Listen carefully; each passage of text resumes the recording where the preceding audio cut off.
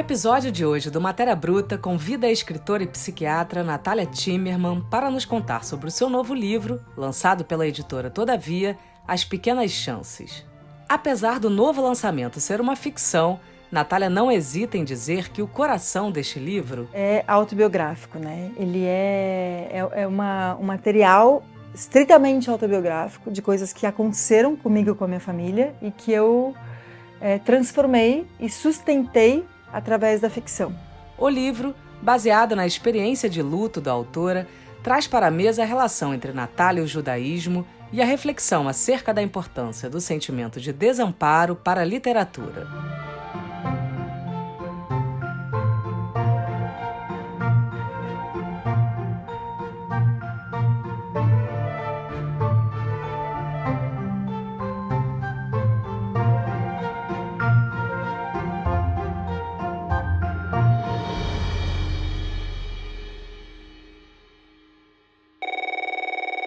As Pequenas Chances é um livro que parte de uma experiência pessoal, a morte do meu pai, né? E ele é dividido em 3 partes.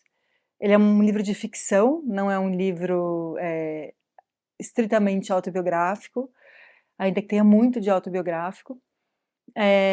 E as partes, elas são muito diferentes entre elas. A primeira parte, ela esmiuça mais a experiência do luto, então o livro começa no luto, a partir de uma rememoração de uma narradora que também se chama Natália, como eu, mas que não coincide totalmente comigo.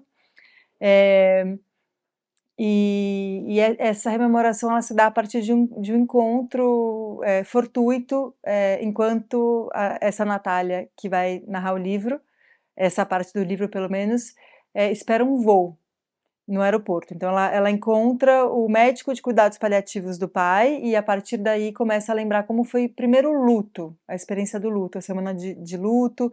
Aí o livro aborda muito a questão do luto judaico, os rituais fúnebres judaicos e como eles ajudaram essa personagem a lidar com a dor no momento em que o pai dela tinha morrido.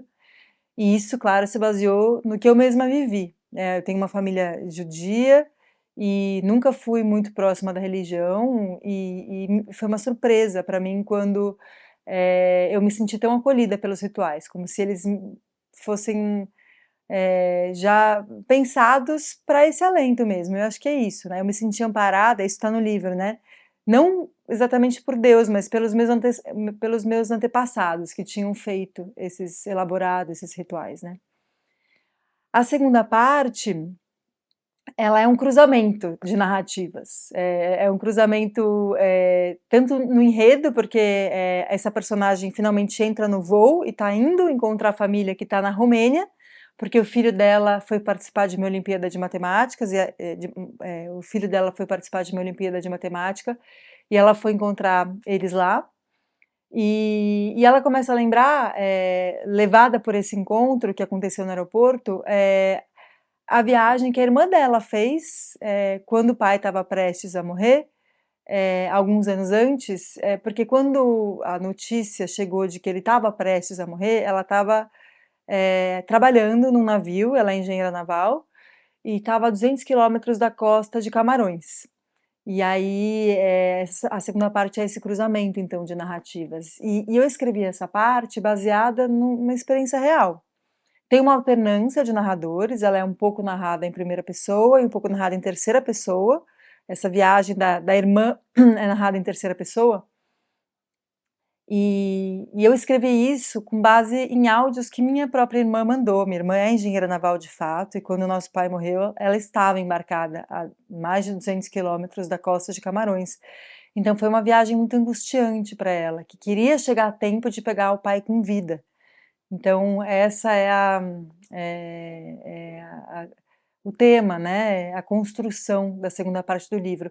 A terceira parte é a viagem propriamente dita, é quando essa narradora chega ao seu destino, mas aí acontece que o filho já tinha sido eliminado da Olimpíada de Matemática quando ela chegou, então a viagem perdeu sentido. Só que o companheiro dela, que é um historiador e que se interessa muito pelos ancestrais, pela história da família dela judaica, pela vinda dos judeus ao Brasil, propõe deles fazerem uma viagem para a terra dos ancestrais dela. E aí eles vão. E aí a terceira parte, então, é essa viagem. E aí chega num final que eu não vou contar, para não dar spoiler, mas o livro é basicamente isso.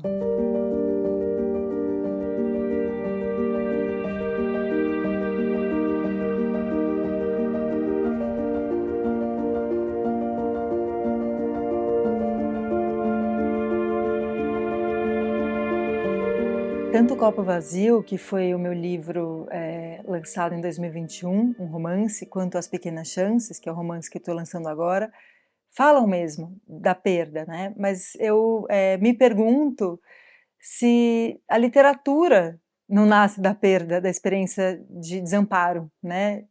A própria linguagem nasce disso, né? A gente aprende a falar quando criança porque falta alguma coisa. Então, acho que é a partir do vazio que as coisas nascem, né?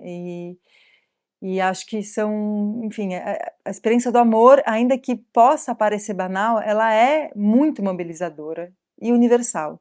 E a experiência da morte, enfim, é das experiências mais universais, né? Que existe. A única certeza que a gente tem, né? Um clichê, é que a gente vai morrer. E que a gente vai lidar com uma perda de pessoas queridas e amadas, né? E acho que viver é um pouco uma coleção de perdas. E eu busco falar disso nos meus livros. Acho que o grande desafio é como falar disso, né? O Copo Vazio, o romance que eu lancei em 2021, o enredo é muito... é muito... Como é que eu vou... que eu já usei a palavra banal, mas o enredo pode-se dizer até que ele é banal também.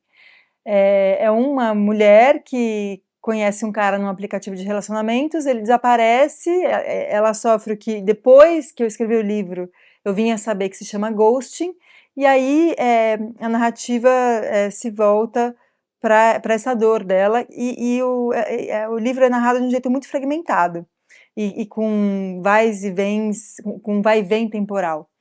As Pequenas Chances tem uma estrutura completamente diferente, uma voz narrativa completamente diferente, é narrado em primeira pessoa, o Copo Vazio é narrado em terceira pessoa. Então, mas a temática tem esse rastro em comum, que é o da perda, do abandono, do vazio, né, da solidão, do desamparo, do qual não é nem que a gente é vítima do desamparo, a gente é fundado nesse desamparo, né? Todo mundo, o ser humano, ele é desamparado por essência. Nasce, cai no desamparo, e a gente tem que lidar com isso ao longo da vida inteira, né? E acho que a literatura, tanto o que eu leio quanto o que eu escrevo, é um jeito de... nem de lidar com isso como algo terapêutico, mas é algo que preciso fazer, né? Enfim, eu escrevo porque eu preciso escrever.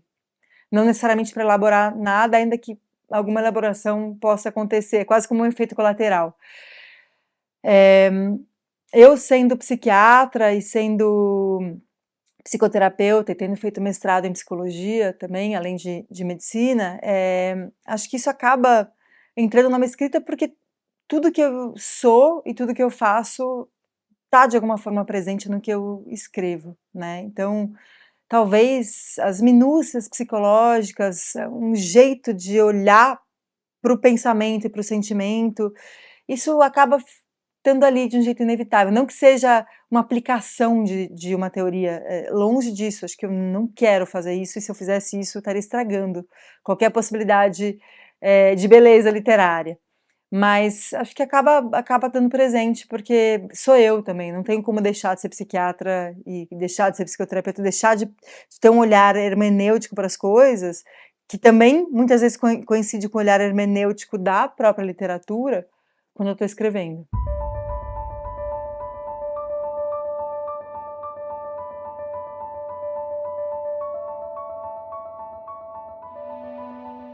Eu nunca fui muito próxima do judaísmo, nunca fez tanto sentido para mim. Quando eu falo de Deus vingativo, estou pensando principalmente na história de Caim e Abel, né? Mas acho que tem várias outras passagens, eu não sou uma grande conhecedora da Bíblia, mas o pouco que eu sei parece, nossa, mas esse Deus se vinga, né? Não é um Deus que perdoa tão facilmente. É um Deus com características muito humanas, né, em vários aspectos, me parece. E provavelmente isso não é à toa, ainda que haja muito de enigmático ainda, né? Mas eu me afastei ainda mais da religião quando a minha mãe se tornou uma judia ortodoxa. Aquilo não fez sentido para mim. Minha mãe hoje tem Alzheimer, né? E hoje ela não consegue cumprir os rituais da religião. Então, minha mãe não está nesse livro, eu ainda vou escrever um livro sobre ela. Ela está muito de passagem. Ela vai ter o livro dela inteirinho. Mas quando eu fui vendo ela deixar de conseguir fazer os rituais para esse Deus que deveria estar justamente amparando ela nessa doença, aquilo ficou ainda mais estranho para mim, né? Mas eu me aproximei do judaísmo nessa dor do luto, da morte, da perda mesmo. Eu vi uma sabedoria muito grande ali. Mas foi algo que foi só naquele momento e na pesquisa, quis entender um pouco mais da história do meu pai, da história da família, como é ser uma judia assimilada no Brasil, como tantos amigos meus são, né? Muitos judeus que moram em São Paulo vieram do mesmo lugar, né? Os ancestrais vieram do mesmo lugar. Isso está dito e referido no livro, né? Mas aí depois que passou a dor da morte, eu me afastei de novo do judaísmo, mas eu sei que ele está ali.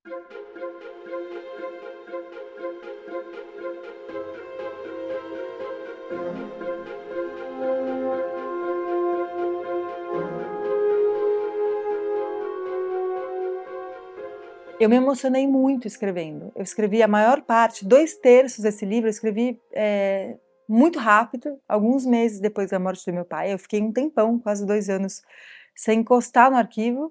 Acho que foi 1 ou 2 anos. 1 ano. Fiquei 1 ano sem tocar no arquivo. Não, acho que foram 2 anos. Fiquei 2 anos sem encostar no arquivo. E aí, depois fui reler e me emocionei de novo quando eu reli e me emocionei de novo quando eu terminei de escrever, né? Escrevi várias passagens chorando. Então foi um jeito, e foi bom ter escrito logo depois que aconteceu, porque eu lembrava de coisas que depois, quando eu fui reler, eu já tinha esquecido, né? Então foi escrito numa coisa muito, muito, muito fresca e visceral, e o próprio processo do meu luto também está presente na construção do livro, porque quando eu fui reler, agora já perto do livro publicado, eu falei, nossa, mas esse sofrimento está exagerado. Eu já tinha saído do sofrimento mais bruto, mais agudo, assim, né? Mas ele tá presente no livro, mas foi bom que até dei uma amenizada nele, assim, né? Ainda tá lá, mas acho que não tá tão intenso quanto tava, me pareceu até um pouco melodramático. E aí eu, enfim, fui mexendo. Acho que o meu processo de elaboração do meu próprio luto acabou fazendo parte da construção do livro em mais de um aspecto, não só na escrita, mas também nas minhas leituras sucessivas, né? Eu fui lendo, conforme o tempo foi passando, eu já era outra também, né? Então isso também ajudou a compor o livro dessa forma.